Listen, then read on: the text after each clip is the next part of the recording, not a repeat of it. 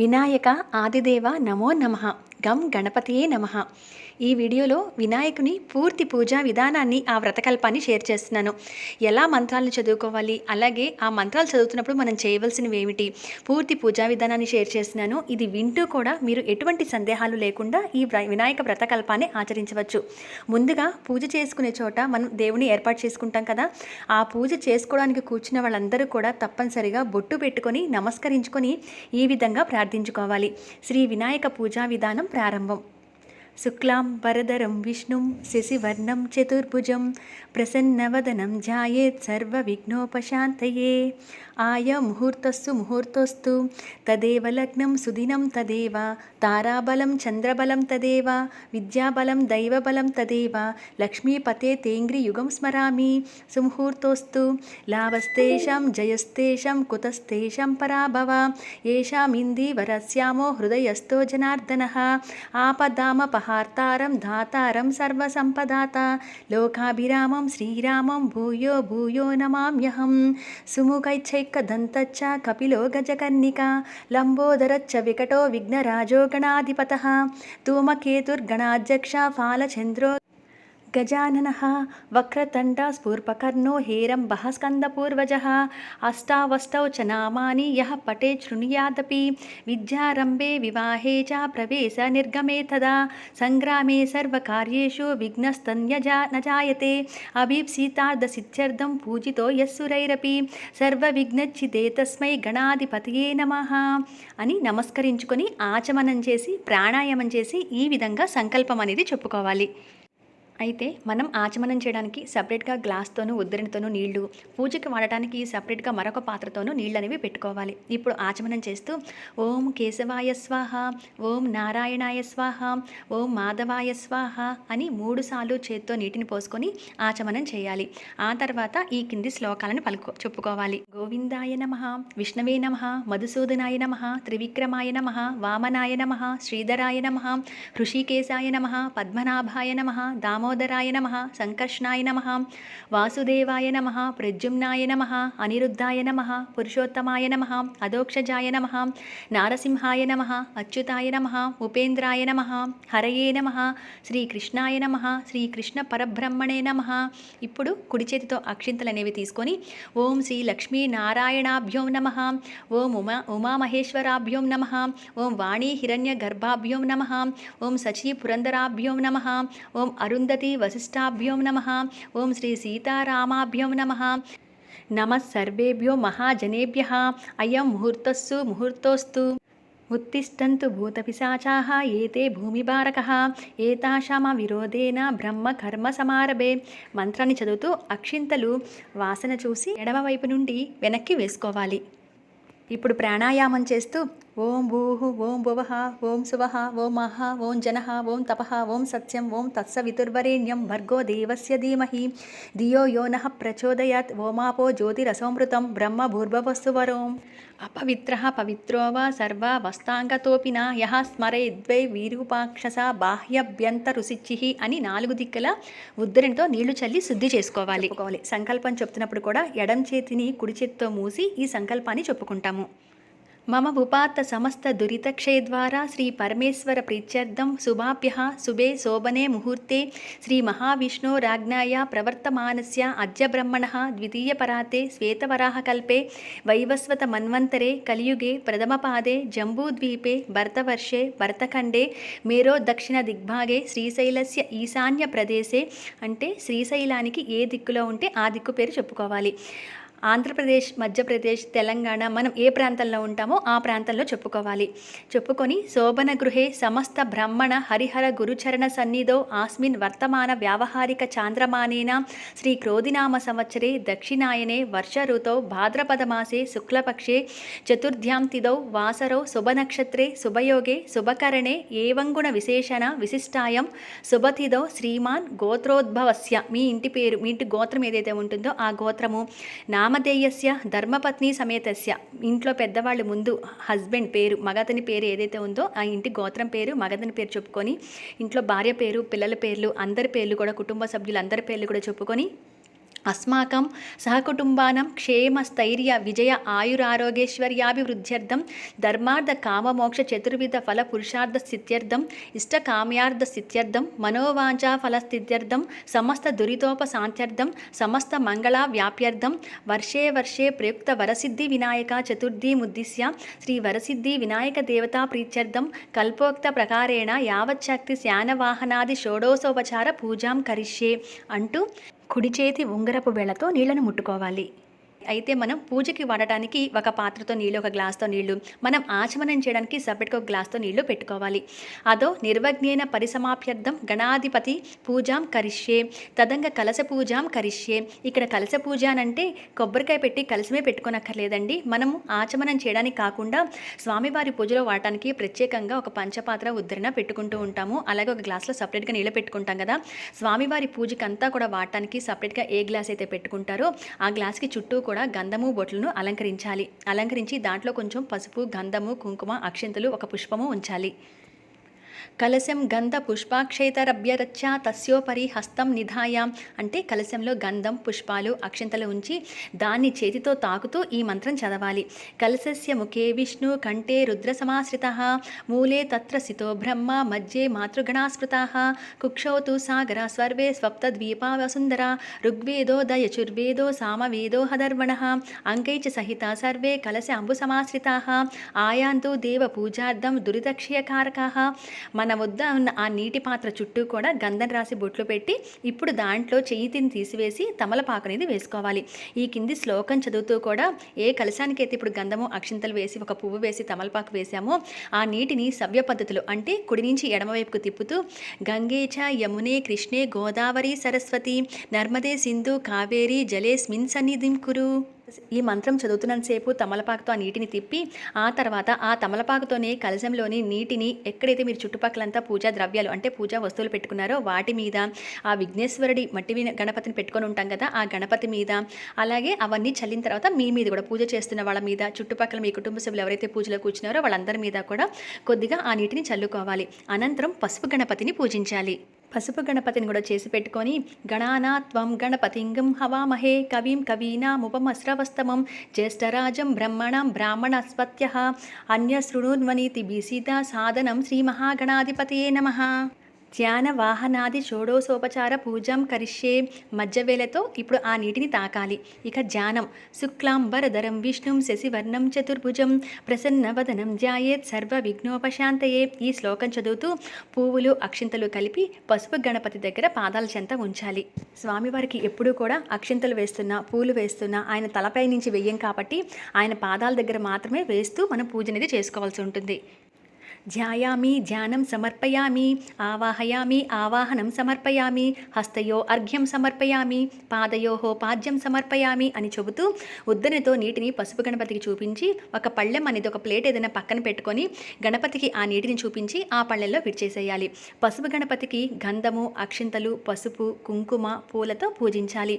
అగరబత్తులు వెలిగించి బెల్లం లేదా నైవేద్యం పెట్టి షోడశ ఉపచారాలతో పూజ అనేది చేయాలి. యథాభాగం గూఢం నివేదయామి శ్రీ మహాగణాధిపతి సుప్రసన్నో సుప్రీతో వరదో భవతు శ్రీ గణాధిపతి ప్రసాదం శిరసా గృహణామి. ఏదైతే ఇప్పటి వరకు స్వామివారి ముందు పాదాల దగ్గర మీరు పూలు, అక్షింతలు వేశారో 2 అక్షింత గింజలు వేసి తీసుకొని తల మీద వేసుకోవాలి. మరలా ఆచమనం చేసి పైన సూచించిన విధంగా సంకల్పం చెప్పుకోవాలి.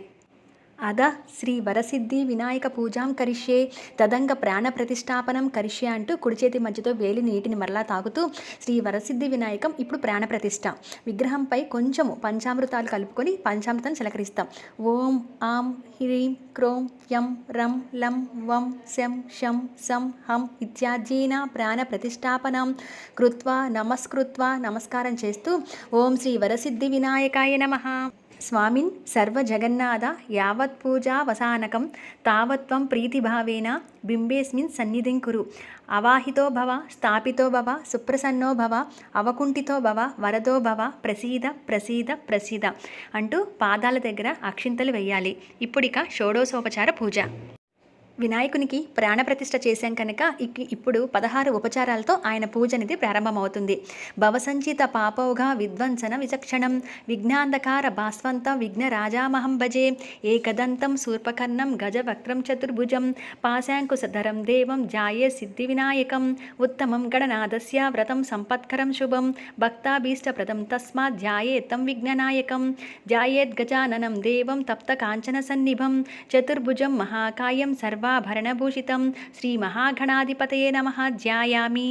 ఇప్పుడు అక్షింతలు వేసి స్వామివారి దగ్గర నమస్కారం చేసుకోవాలి. అత్రాగచ్చ జగద్వస్త్వ సురరాజీచితేశ్వర అనాదనాద సర్వజ్ఞ గౌరీ గర్భసముద్భవ ఆవాహయామి. మళ్ళీ అక్షింతలు స్వామివారి దగ్గర వేయాలి. మౌక్తికై పుష్పరాగై చ నానా రత్నైర్విరాజితం రత్నసింహాసనం చారు ప్రీత్యర్థం ప్రతిగృహ్యతాం ఆసనం సమర్పయామి. ఎక్కడైతే స్వామివారికి పీఠం వేసామో ఆ పీఠాన్ని ఒకసారి ముట్టుకొని అక్షింతలు లేదా పూలు వేయాలి. గౌరీపుత్ర నమస్తేస్తు శంకర ప్రియనందన గృహానార్ఘ్యం మయా దత్తం గంధ పుష్పాక్షేతైర్యుతం అర్ఘ్యం సమర్పయామి. ఉద్దనితో స్వామికి నీరు చూపించి పక్కన ఒక ప్లేట్ పెట్టుకున్నాం కదా, ఆ ప్లేట్లో ఆ నీటిని వదిలేయాలి. గజవ్రక్త నమస్తేస్తు సర్వాభీష్టప్రదాయక భక్తాపాజ్యం మయా దత్తం గృహాణాద్విరిదానన పాదయోపాజ్యం సమర్పయామి. మరలా కొంచెం నీటిని స్వామివారికి చూపించి పక్కన ప్లేట్ దగ్గర వదలాలి. అనాదనాద సర్వజ్ఞ గీర్వాణ గణపూజిత గృహాణాచమనం దేవ తుభ్యం దంతమయా ప్రభో ఆచమనీయం సమర్పయామి. కొంచెం నీటిని చూపించి స్వామివారికి మళ్ళీ పాత్రలో వేసేయాలి. దధీక్షర సమాయుక్తం మధ్యాజ్ఞేన సమన్వితం మధుపర్కం గృహాణైదం గజవక్త్ర నమస్తుతే మధుపర్కం సమర్పయామి. మధుపర్కం అంటే కొంచెం పాలు కానీ పెరుగు కానీ తీసుకొని దాంట్లో కొంచెం తేనెని వేసి రంగరించి అది స్వామివారికి సమర్పించాలి. స్నానం పంచామృతైర్దేవ గృహాణ గణనాయక అనాదనాద సర్వజ్ఞ గీర్వాణ పూజితాం పంచామృత స్నానం సమర్పయామి. పంచామృతాలంటే ఆవు పాలు, పెరుగు, నెయ్యి, పంచదార, తేనె ఇవన్నీ కలుపుంచుకొని అవి స్వామివారి దగ్గర కొంచెం చల్లాలి. ఆ తర్వాత కొబ్బరికాయని కొట్టి ఆ కొబ్బరికాయ నీటిని కూడా చల్లుతారు ఈ పంచామృత స్నానంలో ప్లేస్లో. గంగాది సర్వతీర్థేభ్యః అహృతైరమలైర్జలై స్నానం కురుష్వ భగవన్వు మా పుత్ర నమోస్తుతే శుద్ధోదక స్నానం సమర్పయామి. కొంచెం తమలపాకుతో నీటిని స్వామి మీద చల్లాలి. రక్త వస్త్రద్వయం చారు దేవే యోగ్యం చ మంగళం శుభప్రదం గృహాణత్వం లంబోదరహాత్మజ శ్రీ మహాగణాధిపతయే నమః వస్త్రయుగ్మం సమర్పయామి. పంచ చాపులు అనేది ఏదైనా తీసుకొని అవి స్వామివారికి సమర్పిస్తారు. లేదంటే కనుక పత్తితో కొంచెం వస్త్రంలాగా చేసుకొని గంధం బొట్లు అలంకరించి అవి స్వామివారికి ఈ వస్త్రం ప్లేస్లో సమర్పిస్తామన్నమాట. రాజితం బ్రహ్మసూత్రం చ కాంచనంచోత్తరీయకం గృహాణదేవ సర్వజ్ఞ భక్తానామిష్టదాయక ఉపవీతం సమర్పయామి. యజ్ఞోపవీతాన్ని సమర్పించాలి. ఇది కూడా ఒక పత్తితో చేసుకుని స్వామివారికి యజ్ఞోపవీతాన్ని సమర్పిస్తున్నట్టుగా స్వామివారికి వేయాలి. కొంతమంది జంధ్యం కొనుక్కొచ్చి ఆ జంధ్యాన్ని కూడా ఈ టైంలో యజ్ఞోపవీతంగా స్వామివారికి సమర్పిస్తారు. చందనాగురు కర్పూర కస్తూరి కుంకుమాన్వితం విలేపనం సురశ్రేష్ఠ ప్రీత్యర్థం ప్రతిగృహ్యతాం శ్రీ గణాధిపతయే నమః గంధం సమర్పయామి. కొంచెం గంధాన్ని స్వామివారికి అలంకరించాలి. అక్షతాన్ ధవలాన్ దివ్యాన్ శాలియాన్ తండులాన్ శుభాన్ గృహాణ పరమానంద శంభుపుత్ర నమోస్తుతే శ్రీ గణాధిపతయే నమః అక్షతాన్ సమర్పయామి. స్వామికి కొంచెం అక్షంతలు సమర్పించాలి. సుగంధాని చ పుష్పాని జాతి కుందముఖాని చ ఏకవిశంతి పత్రాణి సంగృహాణ నమోస్తుతే పుష్పాని పూజయామి. శ్రీ గణాధిపతయే నమః పుష్పాని పూజయామి. ఇప్పుడు పూలతో స్వామివారిని అర్చించాలి. అథాంగ పూజ. ఓం శ్రీ మహాగణాధిపతయే నమః అదాంగ పూజాం కరిష్యే. ఓం గణేశాయ నమః పాదో పూజయామి. ఓం ఏకదంతాయ నమః గుల్ఫో పూజయామి. ఓం శూర్పకర్ణాయ నమః జానుని పూజయామి. ఓం విఘ్నరాజాయ నమః జంగో పూజయామి. ఓం అకువాహనాయ నమః ఊరుం పూజయామి. ఓం హేరంబాయ నమః కటిం పూజయామి. ఓం లంబోదరాయ నమః ఉదరం పూజయామి. ఓం గణనాథాయ నమః నాభిం పూజయామి. ఓం గణేశాయ నమః హృదయం పూజయామి. ఓం స్థూలకంఠాయ నమః కంఠం పూజయామి. ఓం స్కందగ్రజాయ నమః స్కందో పూజయామి. ఓం పాశహస్తాయ నమః హస్తో పూజయామి. ఓం గణవక్త్రాయ నమః వక్త్రం పూజయామి. ఓం విఘ్నహంత్రే నమః నేత్రో పూజయామి.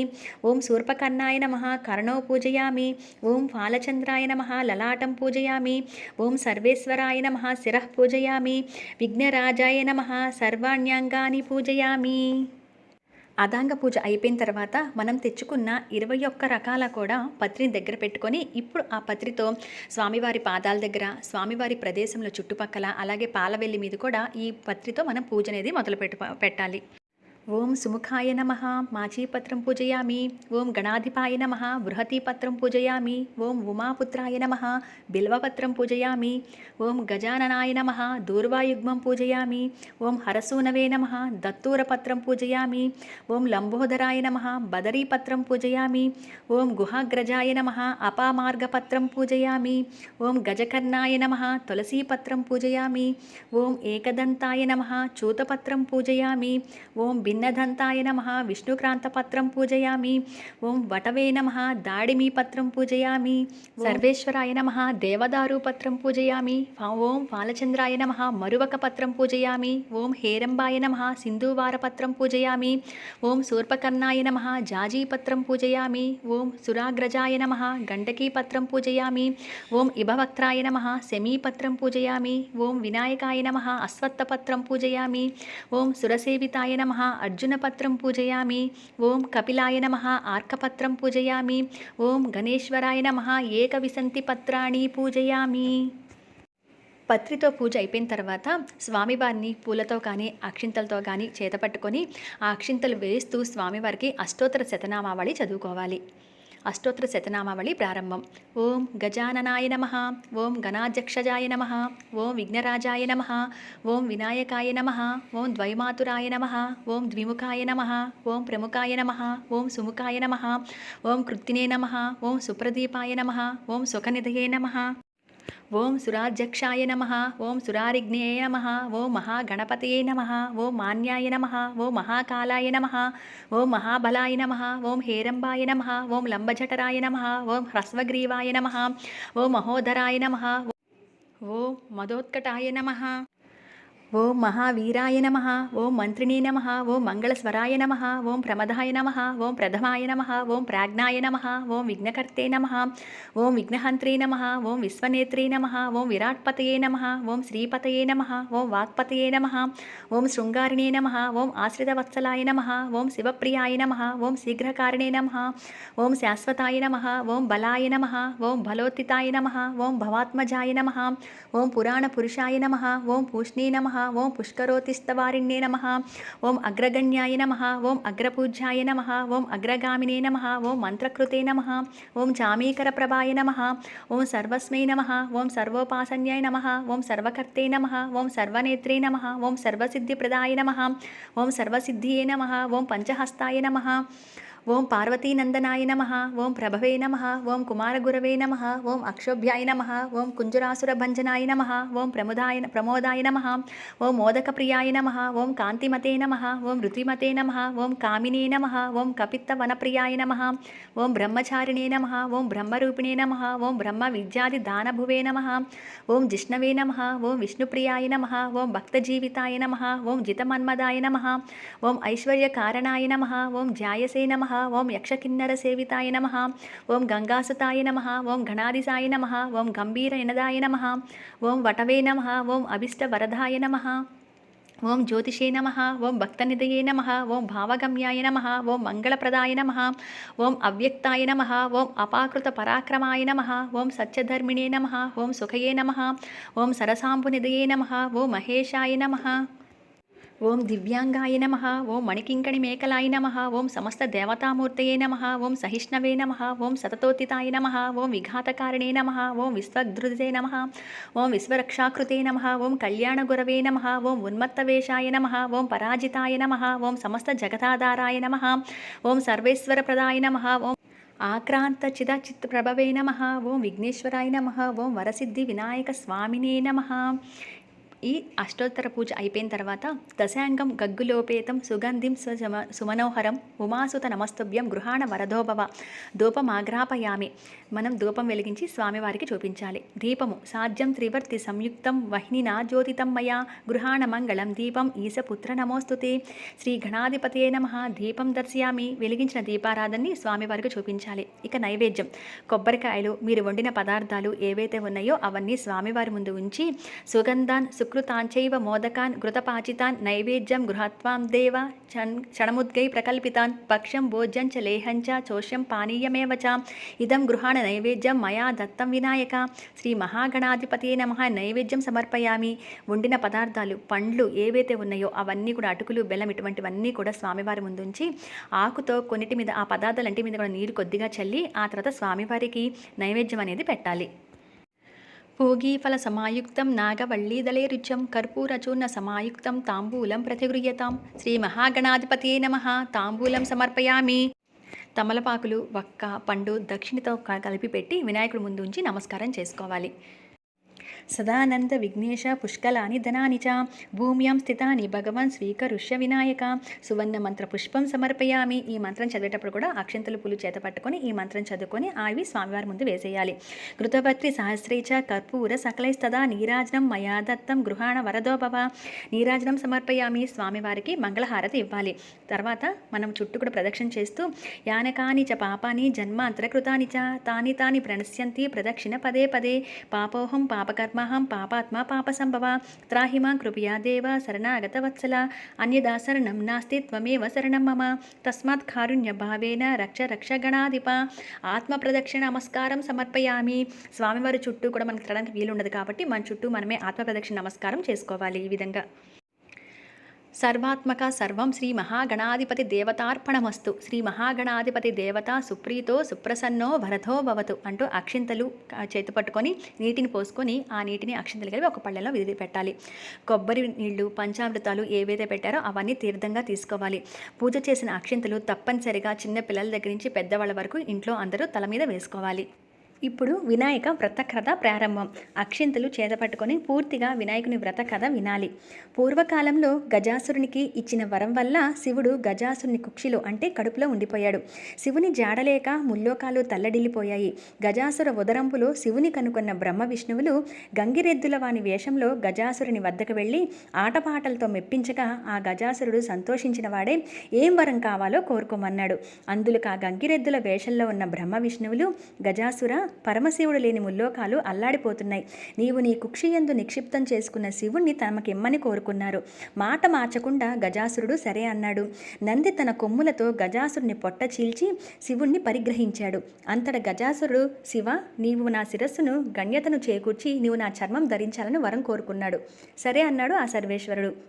బ్రహ్మ విష్ణు శివు ఇంద్రాదులు దేవలోకానికి బయలుదేరారు. వినాయకుని జననం. పరమేశ్వరుడు వస్తున్నాడన్న వార్త కైలాసంలో పార్వతీదేవికి తెలిసి అభ్యంగన స్నానం చేసి పతికి స్వాగతం చెప్పాలని అభ్యంగన స్నానానికి తయారయ్యింది. తన వంటికి నలుగు పెట్టుకున్న పిండితో ఒక బొమ్మను తయారు చేసి తన తపశ్శక్తి వల్ల పొందిన వరంతో ఆ బొమ్మకు ప్రాణప్రతిష్ఠ చేసి మందిరం వద్ద కాపలా ఉంచి ఎవ్వరినీ లోపలికి రానివ్వద్దని చెప్పి స్నానానికి వెళ్ళింది. గజాసురు నుండి విముక్తిని పొందిన కైలాసానికి వచ్చిన శివుడు లోపలకు వెళ్లపోగా గుమ్మం వద్ద బాలుడు అడ్డగించాడు. తాను ఈ కైలాసానికే అధిపతినని పార్వతీ భర్తనని చెప్పాడు శివుడు. నువ్వెవరివైనా వెళ్ళడానికి వీలు లేదన్నాడు ఆ బాలుడు. వాద ప్రతివాదాలు పెరిగాయి. పట్టుదల పెరిగిన శివునికి కోపం హెచ్చింది. ప్రమాద గణాలు కూడా ఆ బాలుని ముందు ఓడిపోయాయి. ఇక తాళలేక శివుడు త్రిశూలంతో బాలుడి శిరస్సును ఖండించాడు. పార్వతి వచ్చి నిర్జీవుడై ఉన్న బిడ్డని చూసి నాదా పసివాణ్ణి ఇంత దారుణంగా హింసిస్తారా అని రోధించింది. శివుని మనస్సు ఆర్ద్రమయ్యింది. తన తొందరపాటుకు చింతించాడు. నీ బిడ్డల్ని బతికిస్తానని పార్వతికి మాట ఇచ్చాడు. వెంటనే తన పరివారాన్ని పంపించి ఉత్తరముఖంగా పరున్న వాని శిరస్సును తెమ్మన్నాడు. ఆ పరివారం ముల్లోకాలు గాలించారు. ఎక్కడ ఏ ప్రాణి కూడా దొరకలేదు. వెతకగా గజాసురుడు ఉత్తర దిక్కుగా పడుకొని మరణస్థితిలో ఉన్నాడు. ఆ గజాసురుని శిరస్సును తెచ్చి బాలిని ముండానికి అతికించి సజీవుని చేశారు. పార్వతి ఆనందించింది. వినాయకుణ్ణి గజముఖ కలవాడని గజాననుడని వినాయకుడని లంబోదరుడని పరిపరి నామాలతో పార్వతి తనయుణ్ణి అల్లారుముద్దుగా పెంచుతుంది. వినాయకునికి ఆధిపత్యము. కొంతకాలమునకు పార్వతీ పరమేశ్వరులకు కుమారస్వామి జన్మించాడు. అతడు మహాబలశాలి. ఒకనాడు మునులు దేవతలు పరమేశ్వరుణ్ణి దేవా విఘ్నములకు అధిపతి కావాలని కోరారు. అందుకు వినాయకుడు కుమారస్వామి ఇద్దరు విఘ్నాధిపత్యములకు పోటీ పడ్డారు. అంతటా శివుడు నాయనలారా ఈ ముల్లోకాల్లో గల పుణ్యనదుల్లో స్నానమాడి ముందుగా నా యుద్ధకు ఎవరు వచ్చెదరో వారికే విఘ్నాధిపత్యం ఇచ్చేదనని పలుకగా కుమారస్వామి తన వాహనమైన నెమలిపై ఎక్కి బయలుదేరాడు. గజాననుడు తండ్రి నా అసమర్థతను చాటుటకు ఇట్లా ఆనతీయ తగునా అని వేడుకొనగా అంతటా పరమేశ్వరుడు దయాళుడే సకృన్నారాయణేత్యుక్వాప్తు మాన్కల్ప సత్రయం గంగాది సర్వతీర్థేషు స్నాతో భవతి పుత్రిక. కుమార, నారాయణ మంత్రమును ఒకసారి జపించిన వారికి ముల్లోకాలలో గల సమస్త నదులయందు స్నానమాచరించిన ఫలం కలుగునని చెప్పగా ఆ గణపతి కైలాసమునే ఉండి నారాయణ మంత్రం జపించుచు తల్లిదండ్రులకు ముమ్మారు ప్రదక్షిణం చేయగా కుమారస్వామికి తాను వెళ్లే నదులకు గణపతి ముందుగానే వెళ్లి స్నానాదులను ఆచరించి ఎదురు వస్తుండేవాడు. తన అజ్ఞానానికి చింతించిన వాడే కైలాసమునకు వచ్చి, తండ్రి, నా అజ్ఞానమును మన్నించి గణపతికే విఘ్నాధిపత్యము నొసంగవలనని వేడుకొనెను. అంతటా పరమశివుడు భాద్రపద శుద్ధ చతుర్థి నాడు గణపతికి విఘ్నాధిపత్యము ఒసంగెను. ఆనాడు సర్వదేశస్థులు విఘ్నేశ్వరుణ్ణి తమ శక్తి కొలది ఉడుములు, కుండ్రాళ్ళు, టెంకాయలు, పళ్ళు మొదలగు భక్ష్యభోజ్యములతో యథాశక్తి పూజించారు. విఘ్నేశ్వరుడు సంతుష్టుడై తాను భుజించి మిగిలినవి తన వాహనమైన మూషికమునకు ఇచ్చి మిగిలినవి చేత పట్టుకొని భుక్తాయాసంతో కైలాసమునకు వచ్చి మాతాపితృలకు పాదాభివందనం చేయ సంకల్పించగా ఉదరము సహకరించక నానావస్థలు పడుచుండగా శివుని శిరస్సు యందున చంద్రుడు చూచి పకపక నవ్వాడు. గణపతికి కోపం వచ్చి తన దంతపు కోరను విరిచి చంద్రుని మీదకు విసిరాడు. ఆ దెబ్బకు ఏర్పడిన మచ్చ చంద్రునిలో ఈనాటికి ఉన్నది. ఆవేశంతో ఊగిసలాడుతున్న వినాయకుడి పొట్ట చిట్లింది. పాముతో బొజ్జను కుట్టారు. కుమారుడి పరిస్థితికి పార్వతి ఉగ్రురాలై చంద్రుని చూచి, ఓరి చంద్ర, నీ కంటికి నా కుమారుడు అంత చులకనగా కనబడ్డాడా? అందగాడనుకుంటున్న నిన్ను చూచిన వారికి నీలాప నిందలు కలుగుగాక అని శపించింది. ఆ జగన్మాత శాపానికి చంద్రుడు గడగడలాడిపోయాడు. జగదీశ్వరి పాదాల మీద పడి శాపోపశమనం చెప్పమన్నాడు. శాపం ఉపసంహరించబడదు అన్నది కాత్యాయని.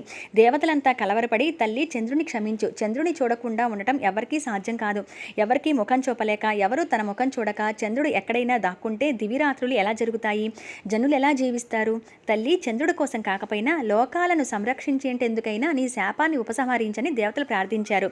దేవతలారా, మీ అభ్యర్థనను అర్థం చేసుకున్నాను. శాపం తప్పదు.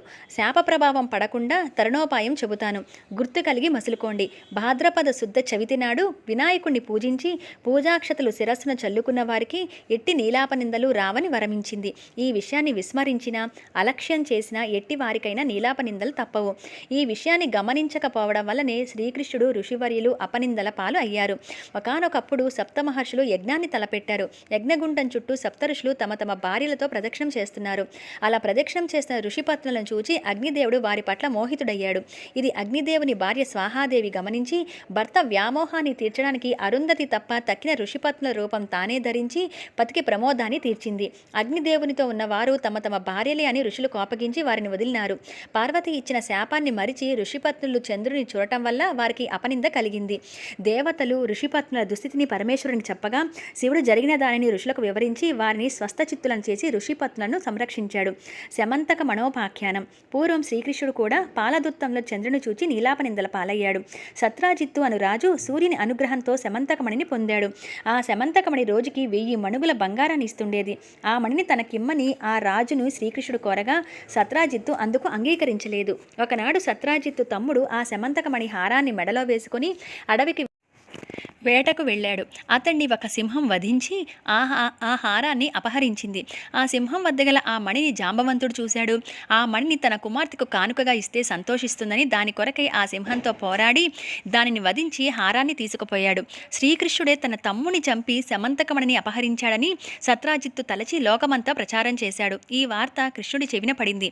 తనకి నీలాపనింద ఎందువల్ల కలిగిందని ఆలోచించి క్షీరభాండంలో చంద్రుని చూడటం వల్ల కలిగిందని గ్రహించుకున్నాడు. ఆ నింద నుండి బయటపడటానికి శమంతకమణిని వెతకటానికి అడవికి వెళ్ళాడు. అక్కడ గల సింహం జాంబవంతుల అడుగుజాడలను చూచి వాటిని అనుసరించి జాంబవంతుని గుహకు వెళ్ళాడు. ఆ గుహలో ఉయ్యాలకు వేలాడుతూ కనబడిన శమంతకమణిని చూశాడు. దాన్ని తీసుకోబోగా జాంబవంతుడు వంచి శ్రీకృష్ణుడితో తలబడ్డాడు. అహోరాత్రులు హోరాహోరీగా చెట్లతోనూ గదాఘాతకాలతోనూ 18 రోజులు యుద్ధం చేశారు. తుదకు జాంబవంతుడు తనతో ఇన్ని రోజులు అలసిపోకుండా యుద్ధం చేసింది త్రేతాయుగంలో శ్రీరాముడేనని గ్రహించి శమంతకమణిని శ్రీకృష్ణుడికిచ్చి తన కుమార్తెయగు జాంబవంతితో వివాహం జరిపాడు. శ్రీకృష్ణుడు ద్వారకకు వచ్చి సత్రాజిత్తును పిలిచి జరిగిన సంగతంతా చెప్పి ఆ శమంతకమణిని వానికిచ్చి వేస్తాడు. సత్రాజిత్తు తన పొరపాటును తొందరపాటును తెలుసుకున్నవాడే ఆ మణితో పాటు తన కుమార్తెకు సత్యభామను శ్రీకృష్ణునికిచ్చి వివాహం చేశాడు. ఇదంతా చతుర్దశి నాడు క్షీరభాండంలో చంద్రుని చూచిన ఫలమని తన వారందరకు చెప్పాడు శ్రీకృష్ణుడు. సకల జనులు ఈ వినాయక వ్రతాన్ని భాద్రపద శుక్ల చతుర్థి నాడు తమ శక్తి కొలది యథాశక్తి పూజించి పూజానంతరం అక్షింతలను శిరస్సున వేసుకొన్నచో నీలాపనిందలు కలకక సకల ఐశ్వర్యాలను పొందుదురు. పూర్వం ఈ వ్రతమును సీతాదేవిని వెతుకుతున్నప్పుడు శ్రీరాముడు వృత్తాసురుని వధించుచున్నప్పుడు ఇంద్రుడు, గంగను భూమికి తెచ్చినప్పుడు భగీరథుడు, అమృతోతాత్పాదనము చేయనప్పుడు దేవాసురులు, కుష్ఠవ్యాధి నివారణకు విప్రుడును, తమ రాజ్యాన్ని తిరిగి పొందుటకే ధర్మరాజును చేసి సకల విజయములు సాధించిరి. ఇదండి వినాయకుని వ్రత కథ. ఈ కథని తప్పనిసరిగా వినాలి లేదా చదువుకోవాలి. చదువుకొని అక్షింతలు కొన్ని స్వామివారి ముందు ఉంచి ఇంట్లో అందరూ కూడా ఈ అక్షింతలు తప్పనిసరిగా తల మీద వేసుకోవాలి. ఇదండి, ఇంతటితో వినాయక వ్రతకల్పం అనేది పరిసమాప్తి అవుతుంది. దీంట్లో మంత్రాలు, షోడశ ఉపచారాలతో పూజ, సంకల్పం, కలశ పూజ, అదాంగ పూజ, పత్రితో పూజ, అలాగే అష్టోత్తర శతనామావళి, నీరాజనం, ముఖ్యంగా వచ్చేసి మంత్రపుష్పం, వ్రత కథ ఇవన్నీ కూడా షేర్ చేశానండి. ఎవరికైనా ఈ బుక్ చదువుకోవటం రాని వాళ్ళు కానీ లేదా వింటూ పూజ చేసుకుంటాం అనుకునే వాళ్ళకి ఉపయోగపడాలనే ఉద్దేశంతో ఈ వీడియోని పూర్తిగా షేర్ చేయడం అయింది. మంత్రాలను చదువుతున్నప్పుడు, స్వామివారి నామావళిని చదువుతున్నప్పుడు కానీ, కథను చదువుతున్నప్పుడు కానీ ఏదైనా తప్పులుంటే కనుక మన్నించి ఈ వీడియో మీకు ఎంతవరకు యూజ్ అయిందనేది కింద కామెంట్ సెక్షన్లో షేర్ చేయండి. ఎవరైనా పూజను మొదలు పెట్టాలనుకున్న వాళ్ళు అన్ని ఏర్పాట్లు చేసుకొని ఈ మంత్రాలను వింటూ కూడా మీరు పూర్తిగా పూజ అనేది చేసుకోవచ్చు. బుక్ దగ్గర లేకపోయినా, మీకు చదవడం రాకపోయినా, ఎలా చేయాలి తెలియకపోయినా ఇది వింటూ కూడా మీరు పూజను చేసుకుంటారనే ఉద్దేశంతో నేను అప్లోడ్ చేశానండి. వీడియో నచ్చితే లైక్ చేయండి, షేర్ చేయండి, సబ్స్క్రైబ్ చేయండి. అలాగే మరొక మంచి వీడియోతో మళ్ళీ మిమ్మల్ని అందరినీ కూడా కలుస్తాను. అంతవరకు సెలవు. నమస్కారం.